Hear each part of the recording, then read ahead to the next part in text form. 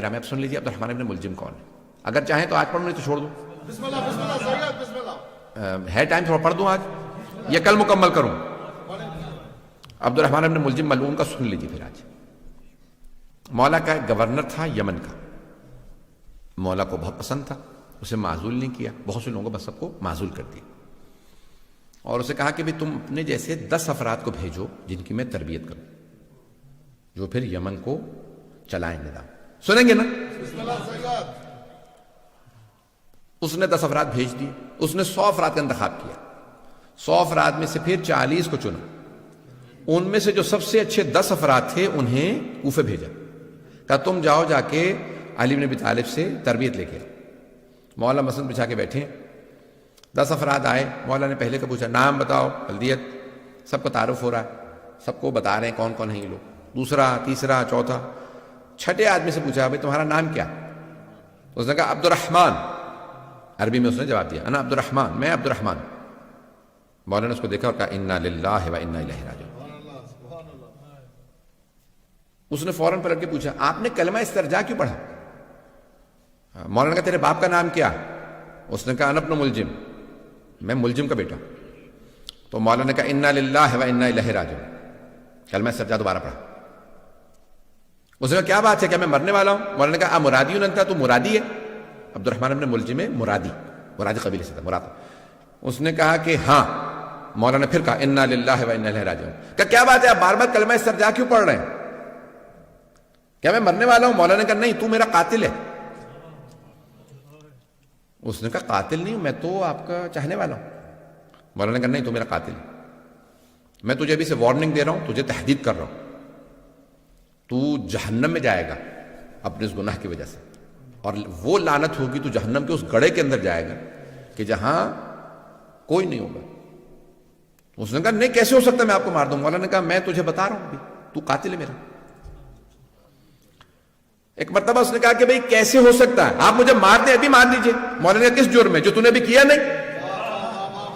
اسلام میں جرم سے پہلے سزا نہیں ہے, جرم کے بعد سزا ملتی ہے. تو نے بھی جرم نہیں کیا لیکن میں تجھے ابھی سے وارننگ دے رہا ہوں. اب اسے اندازہ نہیں, آہستہ آہستہ وہ ایک فاحشہ کا جو ہے وہ عاشق ہو گیا. اب ممبر کے قابل نہیں کہ میں بیان کر سکوں. اس کا نام قطام تھا. ہمارے ہاں بھی کہا جاتا ہے نا, گالی دینی ہوتی ہے تو قطامہ کہتے ہیں, یہ اس کا نام تھا.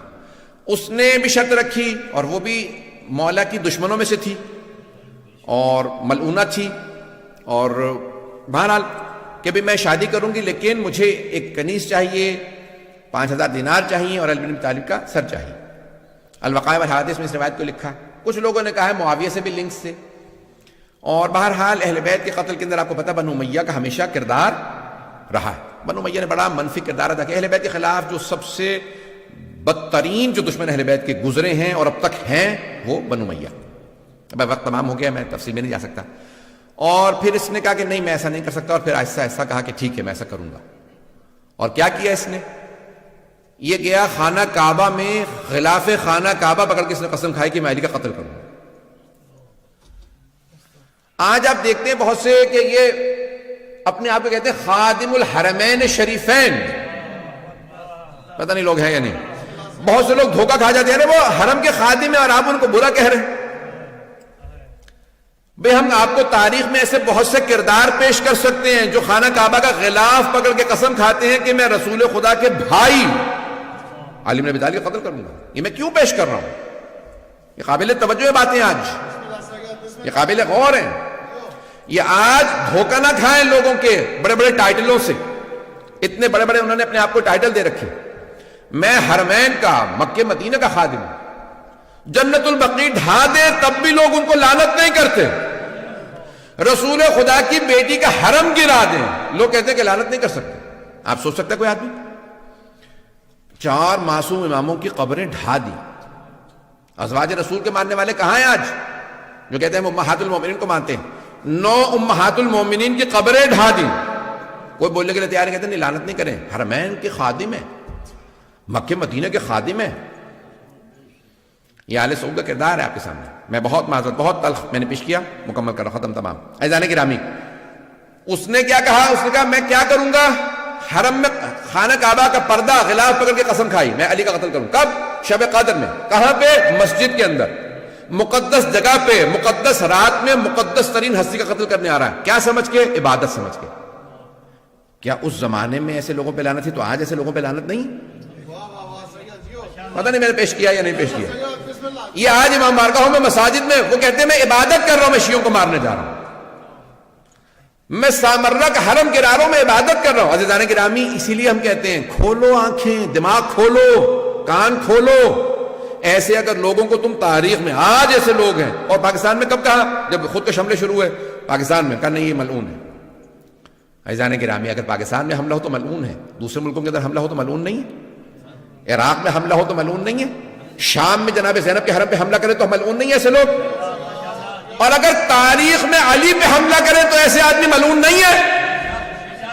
میں یہ سخت ترین جملے کہیں، میں بہت معذرت، لیکن میں کہنے پہ مجبور ہوں، آج یہ پڑھنے پہ مجبور ہوں. ایسے حالات ہیں، اگر ہم نہیں، میں نہیں کھولوں گا تو کوئی اور نہیں بولے گا. عزیزان گرامی، یہ تاریخ کے وہ کردار ہیں کہ جن پہ تاریخ میں بھی لعنت تھی، آج بھی لعنت ہے. اللہ ان لوگوں پہ لعنت بھیجتا ہے، اس کا رسول ان پہ لعنت بھیجتا ہے، ملائکہ لعنت بھیجتے ہیں. قیامت تک کے لیے ایسے لوگوں پہ لعنت ہے. اور جو ان پہ لعنت نہیں بھیجتے ان کا کیا حال ہونا چاہیے؟ ان پہ لعنت نہیں ہونی چاہیے. اگر تو وہ نہیں سمجھتے تو معاف ہے، اور اگر سمجھتے ہیں اور لعنت نہیں بھیجتے تو ان پہ بھی لعنت ہے. آپ کہیں گے آج مولانا بہت غصے میں. میں یقین مانیے کہ جتنا پیش کر رہا ہوں بڑی ذمہ داری سے پڑھ رہا ہوں. جو اہل بیت علیہ السلام کے مقابلے میں آئے، وہ کسی بھی زمانے میں ہو، کوئی بھی ہو، تو اس پہ عزیزان گرامی صبح و شام لعنت ہے. اور اللہ نے ایسے لوگوں پہ لعنت بھیجی. اور اگر میں ایک جملہ پیش کر رہا ہوں، وَمَن يَقْتُلْ مُؤْمِنًا مُتَعَمِّدًا فَجَزَاؤُهُ جَهَنَّمُ خَالِدِينَ فِيهَا وَلَعَنَهُ اللَّهُ وَغَضِبَ اللَّهُ عَلَيْهِ وَلَعَنَهُ وَأَعَدَّ لَهُ عَذَابًا عَظِيمًا. یہ اللہ نے قرآن میں آیت کی نازل، سورہ نساء آیت نمبر 93 4 سورہ. اللہ کہتا ہے جو کسی مؤمن کو جانتے بوجھتے ہوئے عمدن قتل کر دے تو اس کی سزا یہ ہے، وہ جہنم میں جائے گا. اللہ اس پہ ناراض ہوگا، اللہ اس پہ لعنت کرے گا اور اس کو ہمیشہ عذاب میں رکھے گا. عام مومن کو مار دے تو اللہ فرما رہا ہے جہنم میں جائے گا. اور اگر کوئی امیر المؤمنین کا قاتل ہو، آج مسلمان کہتے ہیں نہیں، سوچنا پڑے گا، لعنت کر سکتے ہیں نہیں. قرآن کی آیت کو تو نہ انکار کرو.